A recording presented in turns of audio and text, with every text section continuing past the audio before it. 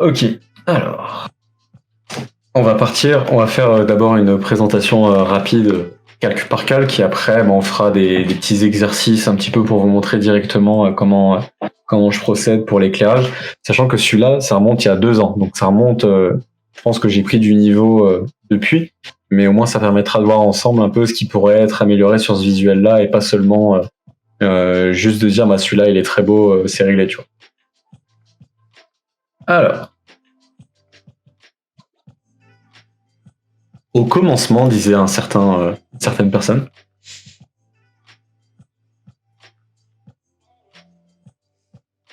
en général, quand je commence mes créas, le plus important et la première chose que je fais, c'est que je vais dans, alors, on va essayer de le faire en français, vue, guide ou repère, nouvelle grille de repère. Avec cette fenêtre, en fait, j'aime beaucoup commencer à travailler à partir d'une grille parce que c'est comme ça que je fais ma composition. Et du coup, je fais la grille de tiers. Je pense qu'elle est assez connue côté cinématographique et même pour ceux qui font de la photo. Je fais une grille de 3 par 3 et je mets, comme c'est pour les réseaux sociaux, je mets une petite marge sur les côtés de 100 pixels.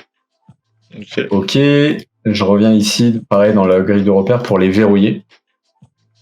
Et donc, du coup, vous voyez cette grille qui apparaît. Ouais, à partir non, de ça ces... affiche mal. On voit juste une ligne, et quand tu zoomes ou dézoomes, Ah merde, ça alterne. n'hésite pas à me dire si ça... Ouais, non, ça saute. Ah merde, bon. Imaginez que vous avez une grille de 3 par 3. T'as Photoshop et les intégrations, décidément. Ouais, ça Vous avez une grille de 3 par 3 et en fait, les lignes, là où elles vont se rencontrer, c'est ce qu'on appelle des points d'intérêt. Et en fait, c'est les premières choses qu'on va voir dans une créa, où on a le plus de chances de voir ces choses-là. Donc, le but va être de venir placer vos éléments stratégiques à ces endroits-là. Ça peut être un athlète, ça peut être un élément, ça peut être du texte, un logo. Libre à vous de jouer comme vous le souhaitez. Ensuite, je viens créer un fond. Ce fond-là, là, forcément, on parle de Rafael Nadal, le roi de la clé, de la terre battue, pardon, j'ai dit en anglais, mais le roi de la terre battue qui a remporté 14 titres à Roland-Garros, qui est inégalé sur n'importe quel autre grand chelem, donc il fallait que ce soit en orange. Que je suis parti sur cette couleur-là. Je rajoute une courbe où je vais venir créer une ombre comme ça, où je vais réduire les points les plus lumineux ici, avec ce point qui est tout à droite, et les tons moyens comme ceci. Je vais venir réduire et je vais venir peindre dessus avec un brush. Le brush, comme vous pouvez voir là-dessus, on voit qu'il y a une petite texture, un grain ou des petites particules de.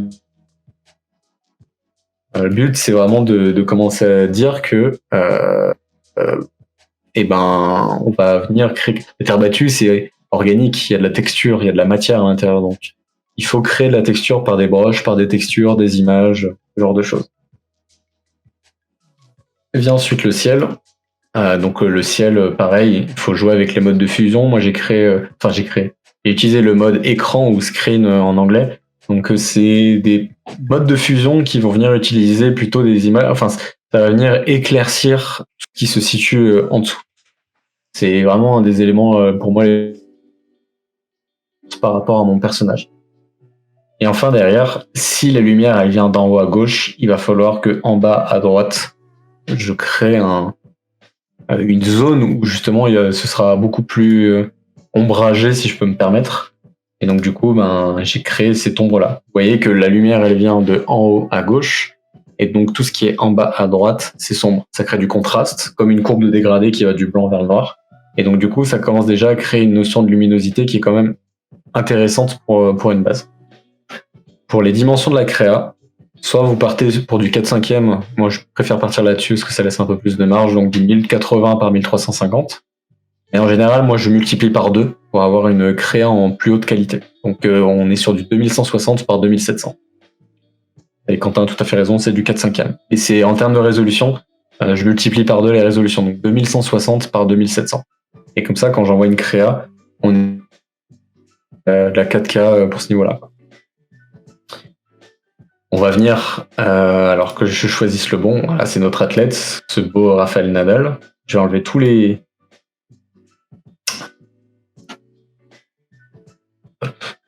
Je suis venu enlever tous les effets que j'ai appliqués. En fait, voilà, ça c'est ma photo de base. Il existe tellement de process et de manières d'intégrer cette photo avec le ciel qui est derrière, parce que là, on pourrait me dire, mais en fait, il est pas du tout intégré, on a l'impression qu'il fait pas du tout partie de la créa, donc il va falloir toucher la colorimétrie, il va falloir retoucher les lumières, il va falloir la netteté peut-être. C'est plein de critères auxquels il faut faire très attention, du moins quand on crée. Alors, le premier que j'aime bien créer, c'est comme j'ai dit à Chloé, l'effet préféré, le Camera Raw Filter. Je vais l'activer et je vais rentrer dedans. J'espère que Bastien, tu me confirmes si ça le montre bien la fenêtre. Ouais. En fait, avec Camera Raw, je vais exagérer les critères, les paramètres pour que vous voyez bien, mais en gros, notamment sur son visage, je vais pouvoir avec clarté, clarity, je vais pouvoir accentuer le contraste et en même temps les tons les plus lumineux et les tons les plus sombres. Donc ça va créer un côté plus dramatique, plus tranché sur mon image. Après, bien sûr, on peut rajouter de la texture pour faire ressortir la granulité de la peau. Ou alors, au contraire, on peut lisser la texture de la peau quand je réduis le paramètre de la texture au plus bas. Pareil, dans les détails, j'ai la même chose avec le sharpening. Donc, sharpness en anglais, j'ai pas le terme. Enfin, en français, j'ai pas le terme, mais ça permet de tout ce qui est les contours de notre image, les contours par rapport à ses rides, par rapport à sa peau, ça permet de les accentuer, de rajouter du détail, comme ici, ou alors d'en enlever, comme ici. Et pareil pour noise reduction. Noise reduction, ça permet de venir lisser la peau, donc on enlève du détail, ça fait un côté lissé, un peu comme une peinture, à netteté. Merci Quentin pour le terme. Et du coup, le noise reduction, la réduction de bruit, tu vas pouvoir venir créer un effet peinture comme ça, ou alors au contraire, si tu l'augmentes, garder un côté lisse, mais en même temps, tu as toujours beaucoup de détails, ce qui nous intéresse aussi. Après, c'est libre à toi d'utiliser ce que tu souhaites. Donc, j'ai mon calque Camera Raw qui est appliqué. Je vais venir mettre un blur, un flou. Je pense que vous l'avez peut-être vu en bas, c'est-à-dire que mon focus avec ma caméra, elle est sur le visage de Rafael Nadal. C'est-à-dire que tout ce qui est en dehors du focus, c'est-à-dire son visage, il faut que ce soit un peu flouté pour accentuer les détails sur une partie de son corps. Et c'est aussi un flou à combien de pourcents que t'es pour ce détail? Je vais te dire la blur gallery, donc c'est un fil de blur, je suis à 4 pixels. Ok, ouais, donc c'est vraiment léger, histoire de... Si je l'augmente, comme vous voyez là, c'est complètement flouté. Le but c'est d'être subtil, parce qu'on n'a pas besoin de forcer trop, il faut que ce soit quand même élégant, faut pas que ce soit exagéré non plus. Ensuite, alors, voilà, c'est une ancienne manière de travailler, parce que je ne travaille plus trop comme ça, mais moi je découvre avec vous.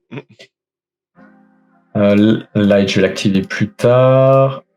C'est quoi ça? Je pense que j'ai dû créer une ombre. Genre, j'ai double-cliqué sur le calque, et ici, je pense que j'ai dû venir sur Inner Shadow, donc ombre interne, si je dis pas de bêtises. Comme ceci. J'ai dû créer un truc comme ça, j'ai dû réduire un tout petit peu, peut-être le passer en produit, ou en multiplié, ça doit s'appeler comme ça, ou en superposition. Et vous voyez, juste avec ce paramètre-là, j'ai créé l'ombre principale. Ce que je fais après d'ailleurs, c'est que je fais un clic droit, juste en dessous, et là c'est marqué créer le calque. Et avec ça, en fait, vous extrayez, et bon, c'est peut-être pas le bon terme, extraire. Vous faites vous faites l'extraction de ce style de calque pour l'avoir en calque en indépendant. Et regardez, il vient apparaître juste au-dessus. Je crée mon masque. Avec un brush, je réduis un petit peu le flow. Je sais pas le terme, mais c'est le flux. Vous aurez compris. Le flux. Je pense. Ouais, ça doit être ça. Et après, je vais venir dessiner mes ombres en disant la lumière. Hop, je vais créer un truc au-dessus. Ou en dessous. On va prendre du rouge. Je fais des repères, je me dis, hop là, ma lumière, elle vient au-dessus. Et donc, du coup, comment elle va agir en fait sur ce bonhomme là. Ce que je vais faire, c'est que normalement, pas de bêtises, Là, je le fais très brusquement, enfin pour que vous puissiez voir. Tout ce qui est en rouge, c'est là où la lumière, elle va venir taper. Donc là, elle va venir taper sur le contour. Là, sur les doigts, là, un tout petit peu comme ça. Avec la montre, comme ça aussi. Sur le pec aussi, parce que du coup, la lumière, le ciel, il est aussi devant lui. Donc, je vais venir un petit peu ici. Là, là où c'est en blanc, je suis censé effacer un petit peu parce que forcément, vous avez le creux des pecs et donc du coup, ça crée de l'ombre. Là, il y a des lignes avec le reflet du t-shirt, donc c'est censé venir ici aussi, pareil ici aussi, un peu plus de manière générale. Après, vous faites un travail plus minutieux quand c'est sur le visage parce que les parties qui sont plus fines. Donc là, juste comme ça, sur cette partie-là, là, toute cette partie du visage, elle sera éclairée. Là, comme ça aussi, comme ça, à peu près. Et là, vous faites une petite rim light, c'est-à-dire une lumière qui vient par derrière, juste ici, pour dire que il y a quand même une toute petite luminosité qui arrive. Et là, normalement, si je dis pas de bêtises, ça devrait arriver là, ici, sur cette partie du bras. Vous voyez un petit peu. Alors c'est très brut, c'est fait de manière très rapide, mais c'est pour vous montrer un petit peu l'idée qu'il y a derrière. Le but, c'est de déterminer d'où provient la lumière et comment elle interagit avec les différentes textures, les différentes formes de votre corps. Et donc du coup, après derrière, ici, je vais venir, du coup, sur mon calque d'ombre, je vais venir peindre typiquement comme ça. Encore une fois, c'est fait très rapide. Ça mérite d'être un peu plus, passer un peu plus de temps, mais au moins vous pourrez comprendre. Là, je vais faire le fameux triangle de Rembrandt. Atténuer un tout petit peu, éclairer un petit peu les yeux, réduire un petit peu le flow, le flow. Comme ceci, je vais venir peindre sur le devant.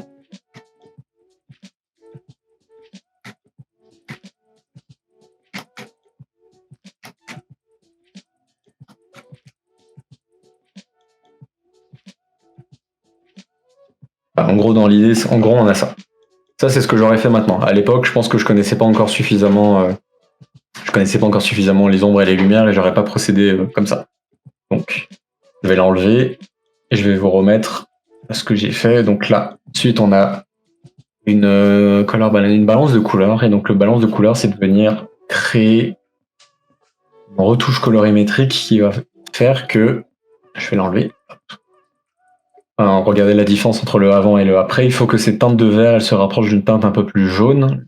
La teinte de sa peau, il faut que sa peau, elle soit un peu plus orangée. En fait, c'est de faire en sorte que l'image, elle va correspondre avec le fond qui est derrière.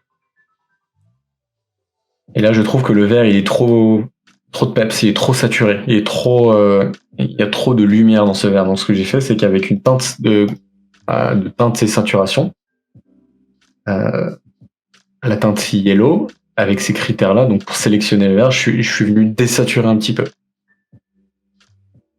La différence entre le avant et le après. On voit quand même que là, il est légèrement beaucoup plus... légèrement beaucoup plus, c'est pas français, mais il est légèrement mieux intégré. Ensuite, on va venir créer une sélection de couleurs, et avec la sélection de couleurs, on va venir faire notre retouche colorimétrique sur les tons moyens, les tons les plus clairs et les tons les plus sombres. Typiquement, ce que j'aime faire avec les tons les plus sombres, c'est par exemple de me dire, tons les plus sombres, il faut avoir en tête, ça c'est une astuce, c'est que c'est jamais à 100% blanc et jamais à 100% noir. C'est-à-dire que les tons les plus sombres que vous voyez, ils sont pas noirs à 100%. Et les tons les plus clairs que vous voyez, ils sont pas blancs à 100%. Et typiquement, là, on le voit sur le ton les plus clairs. Je peux faire un zoom, s'il vous plaît.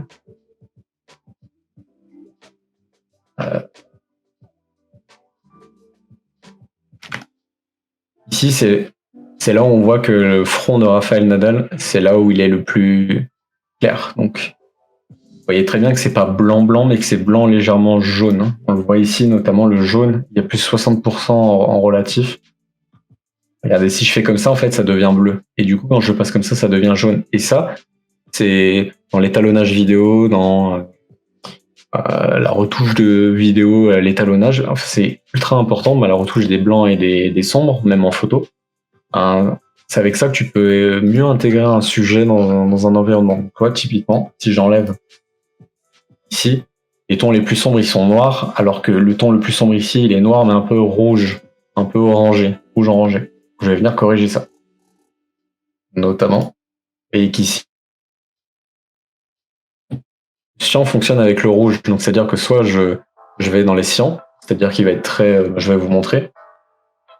Regardez, là, c'est un peu vert. Les tons les plus sombres, ils sont un peu verts, un peu cyan. Alors que si je vais de l'autre côté, ce sera... Regardez, c'est rouge. Et donc, du coup, moi, ce que je fais, c'est que je me mets un petit peu entre les deux. Et comme ça, mon sujet est très bien intégré. Et là, pareil, le magenta fonctionne avec le vert, et de l'autre côté, avec le magenta. Et le yellow fonctionne avec le bleu. Alors, on a jaune, et de l'autre côté, on a bleu.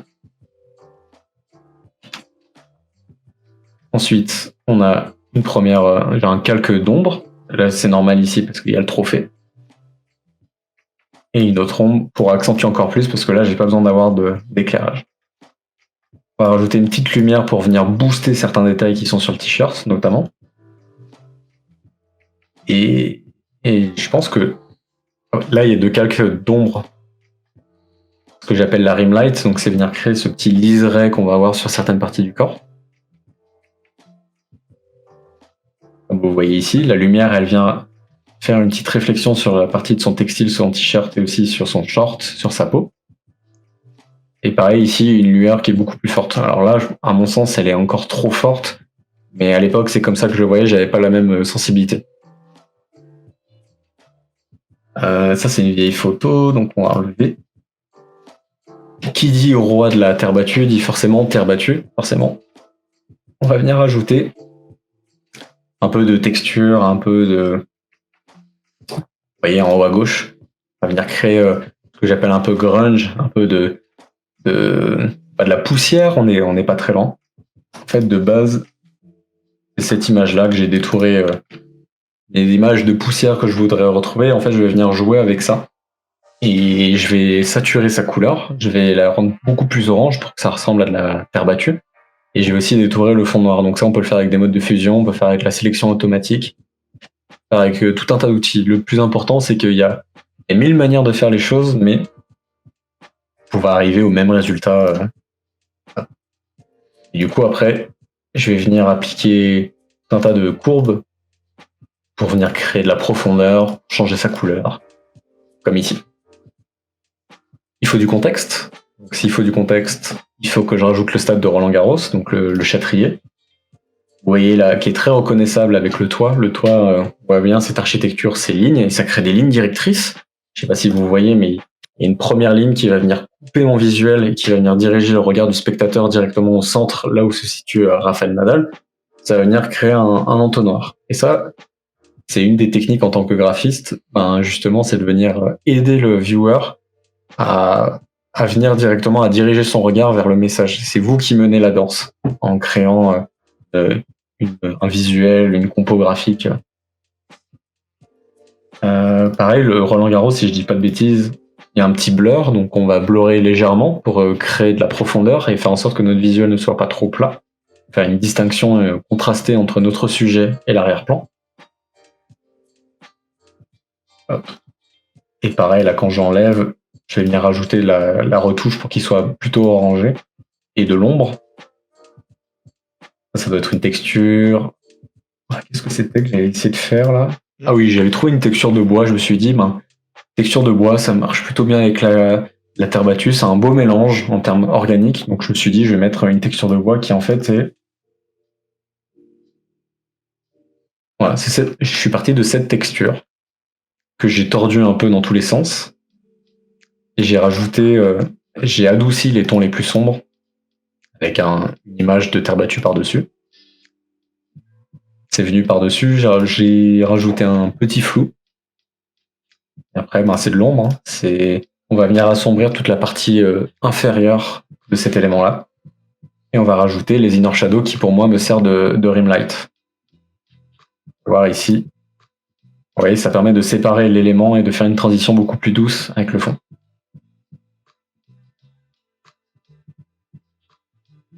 Voilà, ça c'est quoi? C'est le 14. Donc c'est le fameux 14 pour dire il a remporté 14 titres à Roland-Garros sur le Châtrier, donc c'est vraiment sa course, son jardin.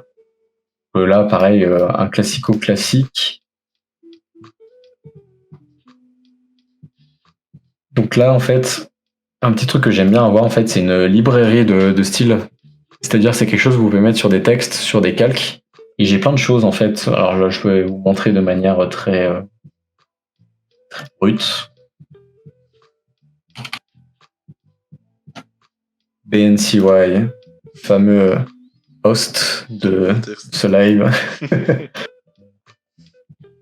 Vous maintenez CTRL et vous cliquez sur l'œil de votre calque, ça va venir isoler tous les autres calques. Enfin, ça va venir masquer tous les autres calques. En fait, vous serez un peu en mode isolation sur ce calque-là. Très pratique quand vous voulez bosser sur un seul calque à la fois. Et je vais cliquer sur mon calque et là, par exemple, je vais avoir un texte doré. Je vais cliquer dessus. Ça va me donner un côté, bon, c'est horrible parce que la typo n'est pas bonne, mais un côté très biseauté, très doré, très biseauté. J'en ai d'autres. Voilà, ça fait des effets comme ça et je gagne du temps en fait. Et à partir de ça, je me dis, j'aime cette base-là, mais je veux l'améliorer. Donc du coup, après, je rentre à l'intérieur et je vais venir modifier tous ces paramètres-là. Et je prends du temps pour me dire, c'est pas assez biseauté, il n'y a pas assez de profondeur, il n'y a pas assez d'ombre portée, il n'y a pas assez de ce genre de choses. Je reclique sur Alt et sur ce calque pour rétablir. C'est ce que j'ai fait sur ce texte-là en fait. Je suis vraiment venu créer un effet doré parce que Rafael Nadal, c'est la royauté sur la terre battue, donc c'est vraiment l'histoire que je voulais raconter sur ce visuel-là. Hop, ça c'est le V2. J'ai rajouté de la terre battue encore en bas à droite. Hop là, juste ici. Un petit trophée, parce que forcément Rafael Nadal, sans trophée, l'histoire n'est pas bonne. Et j'ai fait un masse d'écrétage où je suis venu peindre pour qu'on comprenne en fait qu'il l'a empoigné et que vraiment ça lui appartient. Donc là, pareil, je suis venu peindre avec un brush et je me suis dit, il faut masquer tel doigt, il faut mettre en avant la main, et voilà. Pareil, j'ai dupliqué ce qui était derrière, et je l'ai agrandi, j'ai retravaillé la luminosité pour faire passer devant. J'en ai mis aussi par ici. Alors, je crois que si je dis pas sur la créa finale, celle du dessus, le retour client était qu'il fallait que je l'enlève, donc je l'ai enlevé. Et là, le travail sur le Young Nadal. Donc le Young Nadal, c'était l'histoire de la créa, c'était on voulait mettre en avant un Rafael Nadal qui est jeune, avec ses cheveux longs comme ça, et le Rafael Nadal qu'on connaît aujourd'hui qui a vieilli, qui a eu, on reconnaît tous ses combats, et du coup, ça crée ce contraste jeune-vieux. Et pour moi, c'est un concept qui fonctionnait bien. Et donc du coup, je vais vous montrer un petit peu. Ça fait beaucoup de calques, je suis désolé. Ça, c'est la photo de base. Sûr, j'ai fait la retouche de cheveux, mais ouais, je suis parti de cette photo-là. Et je me suis dit, en fait, j'ai déjà vu des pubs de Nike où on voyait un LeBron James en train de dunker ou un Derrick Rose en train de dunker. Et du coup, j'aimerais recréer un peu cette pub Nike de Rafael Nadal qui est dans les airs et qui est comme propulsé par de la terre battue. C'est un peu son énergie, c'est un peu son fuel. Et donc, du coup, c'était l'idée derrière cette créa. Je vois que Chloé nous dit tu as accès à une bibliothèque photo ou on te les a imposées. Il me semble que pour celle-là, en fait, j'ai accès à certains clients ont une médiathèque, donc je peux me servir au niveau des photos. Et après, des fois, les clients, ils t'imposent certaines photos. Donc, faut faire avec, malheureusement. Même si toi, tu as des idées derrière la tête, la photo ne rendra pas comme toi, tu le souhaites. Donc là, je me suis débrouillé et c'est aussi pédagogique. J'essaie de leur faire comprendre que il fallait partir sur cette photo-là parce que ça aurait pas le même impact avec une autre. Et ils ont été très compréhensifs et du coup, comment on en est arrivé là, quoi. Je rajoute ma lumière, un petit calque de caméra raw, voir le avant, après pour renforcer un peu le contraste. J'ai sa peau qui pour moi était trop saturée, donc je la désature avec un calque de vibrance. Je réduis la vibrance. Les tons les plus jaunes, enfin les tons les plus clairs, je vais les rendre un peu plus jaunes. Là, c'est pareil, je vais venir toucher aux teintes vertes. Là, je vais venir très subtilement rajouter un calque d'ombre. Normalement, vous pouvez voir, bon là c'est peint de manière très brute, ça aurait mérité un peu plus de travail et de détail, mais à l'époque j'étais pas encore assez compétent pour réaliser ce niveau de détail. La correction colorimétrique pour vraiment resaturer certains tons de la peau pour faire en sorte que ça matche avec le ciel derrière. Et la balance des blancs où là pour moi c'est trop blanc et que ça mériterait un peu plus de teinte jaune, comme ceci. Et là on va venir à certains endroits par rapport à là où la lumière elle arrive en haut à gauche. Et enfin pareil les inner shadows, vous voyez la différence? Une grosse lumière qui va être diffuse sur ton visage et une petite lumière beaucoup plus précise qui va être vraiment sur les extrémités. Comme ceci. Bien, la dust, donc la dust c'est la fameuse poussière que je vous ai montré tout à l'heure. Je l'ai détourée, je l'ai mis ici, j'ai essayé d'en mettre un peu par-dessus le pied de Nadal pour qu'il soit vraiment intégré. Une lumière pour dire que la partie haute de la poussière elle est éclairée comparée à la partie basse. De l'ombre pour venir assombrir cette partie-là, la partie basse de la poussière, de la terre battue. Pareil, on va venir régler l'équilibre qu'il y a entre les tons les plus clairs et les tons les plus sombres avec cette courbe-là. Et une balance de couleurs pour rajouter le côté jaune, le côté un peu doré, un peu. On le voit souvent dans des pubs pour café. En Nescafé, tu vois, on voit des particules dorées. Et j'essaie de reproduire un petit peu cet effet-là. Ensuite, on va venir rajouter une petite lumière, la lumière du soleil, la lumière d'un projecteur, quelque chose comme ça, mais venir créer ma lumière. Donc cette lumière-là, c'est tout simplement cet asset. Donc je m'amuse à aller le récupérer en ligne. Tout un tas de personnes ou sur des plateformes comme Envato Elements où tu peux venir récupérer des assets comme ça. Je vais venir le mettre en haut avec le mode de fusion éclaircir. Donc c'est super, c'est éclaircir, enfin c'est ceux-là là. Lighten, Screen, Color Dodge, Linear Dodge, Add. C'est ajouter, éclaircir et je crois que c'est ça.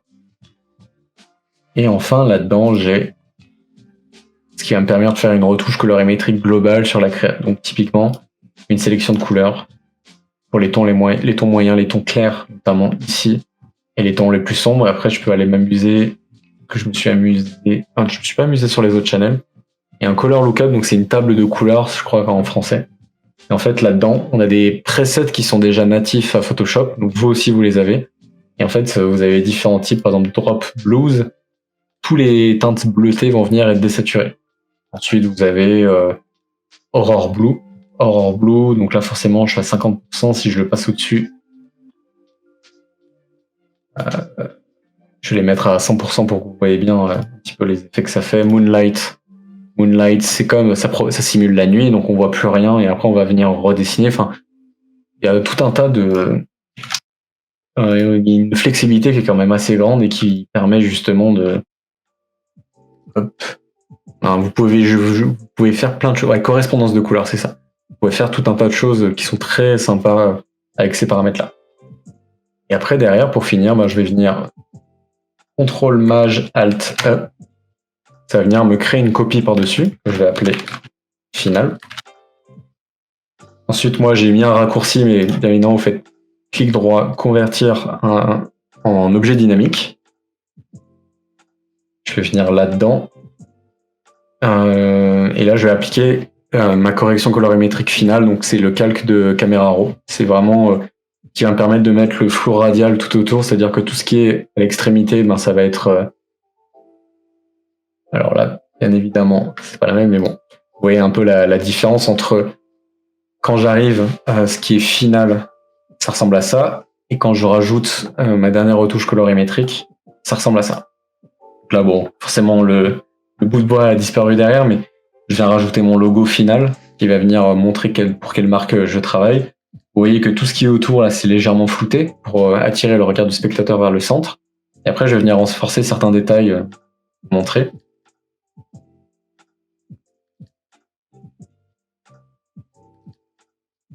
Regardez ce calque ici, c'est-à-dire que tout ce qui est dans cette zone-là des nets et tout ce qui est aux alentours avec une petite transition qui est assez douce, ça va être légèrement flouté.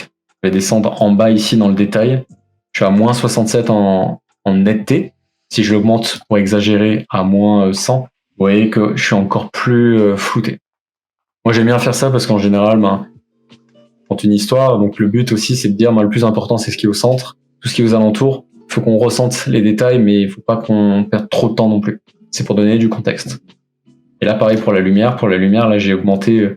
Ici, c'est comme si je montais à l'exposition à fond pour dire que je viens retravailler ma lumière. Et donc ici, j'ai augmenté les tons, la température, la teinte, ombre, des tons blancs, plus clairs. J'ai enlevé un peu de netteté. Donc voilà.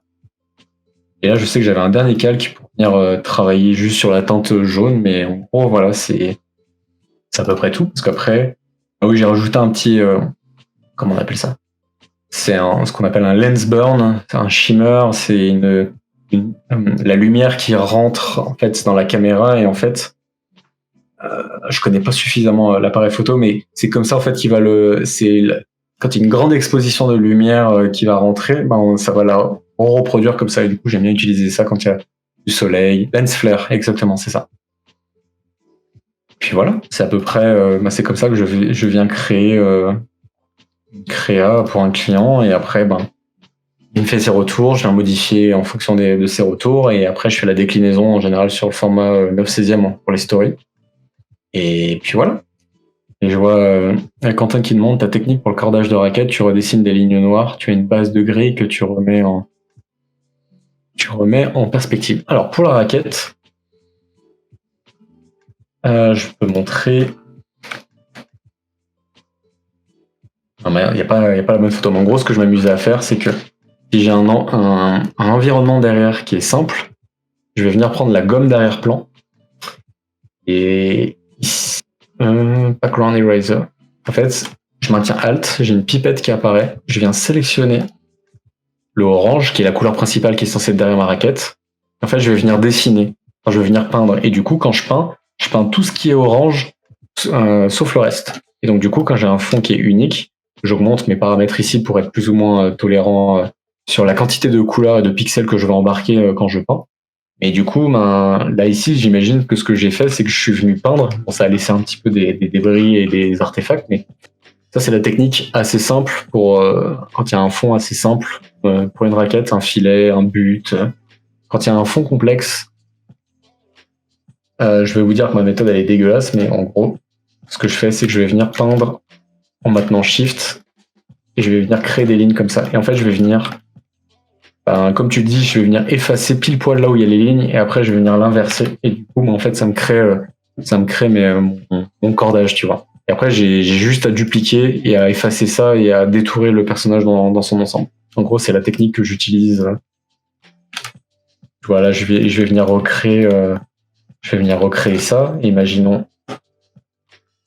Hop.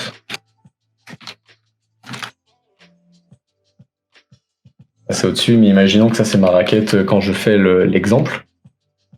Je vais venir ici, mais en fait, et sur le calque du dessous, en fait, je vais venir gommer tout ce qui est à l'intérieur. C'est-à-dire que je crée un truc vraiment comme ceci, et je vais venir recréer en fait avec un masque, et ça aura la même couleur que le cordage. Il y a d'autres techniques qui existent aussi, notamment dans le tennis. C'est que pour chaque joueur, pour chaque athlète, on sait avec quelle marque il est sponsorisé. En fait, quand tu vas voir sur les sites des constructeurs, normalement, tu es censé tu peux venir récupérer directement le cordage, tu le détours sur la fiche produit et tu vas venir l'intégrer directement. C'est une manière de faire, mais moi, je préfère le faire comme ça, de manière très chirurgicale, entre guillemets. Ça me prend peut-être plus de temps, mais c'est comme ça que j'aurais procédé, quoi. Et que je procède encore aujourd'hui. Puis voilà, c'est à peu près... Il n'y a pas de miracle non plus, c'est de l'œil, c'est de la composition, c'est... C'est très clean comme ça, j'ai envie de dire. J'ai quasiment plus de voix, c'est ouf, à force de... Je t'en parle même pas, juste parler, ça me fait un mal de chien. Le fait de m'être arrêté comme ça. Écoute, merci pour la démonstration, c'était très instructif. Puis il y a plein de trucs qu'on n'imagine pas, et puis en fait... Quand tu vois, peu importe le graphiste, c'est souvent les mêmes calques de réglage qui reviennent. C'est rarement des calques qu'on n'a jamais entendu parler ou quoi. C'est ça, c'est les mêmes techniques. Très instructif en tout cas. J'espère que ça vous a plu et après, je pourrais passer des heures à expliquer des effets, des manières de faire pour tel ou tel effet et malheureusement, un live ne suffit pas pour. Ah oui, bien sûr. Il faudrait des journées, il faudrait des. Ça s'apprend avec l'expérience, avec le temps que tu passes dans les logiciels. Donc, Du coup, il faudra se reprogrammer un autre live pour expliquer un avec- PSD plus en détail. Tout à fait, avec une meilleure connexion internet et C'est clair. c'est ça. Mais encore une fois, si jamais vous avez des questions, n'hésitez pas. Moi, je reste assez disponible, accessible par message. Donc, n'hésitez pas à m'envoyer un message pour me dire, écoutez, j'ai une question sur tel effet. J'ai mon avis. J'essaierai dans la mesure du possible d'y répondre. Et d'ailleurs, là, pour que la connexion internet ait pu suivre, je vais arrêter le. Ah. J'essaie, dans la mesure du possible de répondre assez rapidement, d'être assez joignable. Donc, si jamais à un moment vous voyez que je ne réponds pas, juste un petit peu de patience et j'arriverai un peu plus tard pour répondre de manière qualitative. Impeccable. Eh ben écoute, c'est sur ces merveilleux conseils qu'on va terminer cet entretien qui aura duré la maudite durée. Maudite que tu sommes, non, mon dieu. J'adapte les termes. 4h18, on est sur un bon standing. C'était très très bien. Cool. Écoute, c'était un réel plaisir de partager cet échange avec toi. On s'est De même. régalé. Je pense que sur le chat, ça s'est bien régalé aussi. Vous pouvez mettre des J'espère pingouins aussi. si vous avez bien aimé. Je vois qu'on a encore 13 à cette heure-ci, je trouve ça cool. C'est bien. Il y en a qui travaillent demain, vous êtes des guerriers. Hein. Ah ouais, là c'est chaud. Non, c'est une bonne communauté qu'on a là, qui est très attentive. Et tu vois, au final, je m'attendais à avoir des petits trolls ou des trucs comme ça, mais au final, c'est très carré, très courtois, sur tout le long. Donc, c'était très bien. Bah, du coup, merci aux survivants de ce live, Will Smith, School Bass, The Design, Vata Studio. Parfait, Chloé. la nuit. Tu m'étonnes. Tu m'étonnes, ouais, putain. Ah, ça va être dur. Hein. Mais ouais, un grand merci à vous. Ouais, c'était chouette. Un grand merci à toi aussi, Bastien. C'était un super format et moi, j'ai pris beaucoup de plaisir à pouvoir échanger, à pouvoir discuter de tellement de sujets que je trouvais ça l'exercice super. Donc, un grand merci à toi pour l'invitation. Eh ben, écoute, plaisir partagé, Terry. C'était vachement cool. Merci encore d'avoir accepté l'invitation. C'est pas tout le monde qui le ferait. Donc, de livrer tous ces secrets comme ça, sans tabou. T'as parlé de tout. Franchement, félicitations à toi. Il faut, merci. Et du coup, je te souhaite le meilleur dans ta carrière en espérant des signatures chez 2K, chez NBA, chez... Ouais. On croise les doigts et on fout tous les jeux vidéo possibles et tout. Qu'on voit ton nom dans les génériques partout. Ah, mais ce serait très chouette, franchement. Et je te souhaite la même chose et puis même à ceux qui suivent encore, ne perdez pas espoir, continuez, soyez rigoureux et constants et puis ça finira forcément par payer un jour. Donc, il faut continuer d'y croire et continuer de vous exercer et de pratiquer tout ça. Bah déjà, tous ceux qui sont restés jusqu'au bout de live, ils ont cru jusqu'au bout qu'ils allaient voir le PSD et ils l'ont eu. Du coup, voilà. Ceux qui sont partis avant, bouh. Ils le verront peut-être sur YouTube. En rediff. Non, je rigole, YouTube, restez là. Bon, écoute, je vais fermer ta caméra et je vais faire un petit message de fin. Sur ce, allez, ça marche. Terry. Merci à toi. En ligne, je te reparle juste après. Vas-y, ça marche. Ciao tout le monde. C'était donc ma porte d'entrée. Oh là là, il n'y a plus rien qui va. C'était donc cet entretien avec Terry So, graphiste de NBA 2K, Roland Garros, la FFT, la FFF, la FFQ, la FFGH, la FFDP, la FFFFFFF. Du coup, un grand merci pour tous ceux qui ont participé, à ceux qui sont follow, à ceux qui ont sub, à ceux qui ont mis des messages, à ceux qui ont participé. Le fond vert se fait la malle, mais tellement. Vivement, le studio, il y aura plus de fond vert, on sera plus embêté avec ça. Du coup, ce que je vous propose, c'est que si j'ai quelqu'un à vous raid, je vous raid. Sinon, je vous souhaite une bonne nuit. Je pense que ça sera cette optique-là. Sachant que la seule personne que j'ai en truc, j'ai Adil Rami. Eh ben, écoutez, je vais vous envoyer chez Adil Rami. En plus, il fait du gaming, donc ça va être inintéressant au possible. Mais bon, vous envoie chez lui quand même. Sur ce, je vous souhaite une bonne soirée. Ne quittez pas, je vous raid chez lui. Faites-lui un gros coucou de ma part et dites-lui que il est champion du monde. Alors, c'est quoi son pseudo? Adil Rami 23, je crois. Tout collé. C'est ça. Allez. Bonne soirée à tous. Et n'oubliez pas d'être créatif. À bientôt. Tchuss.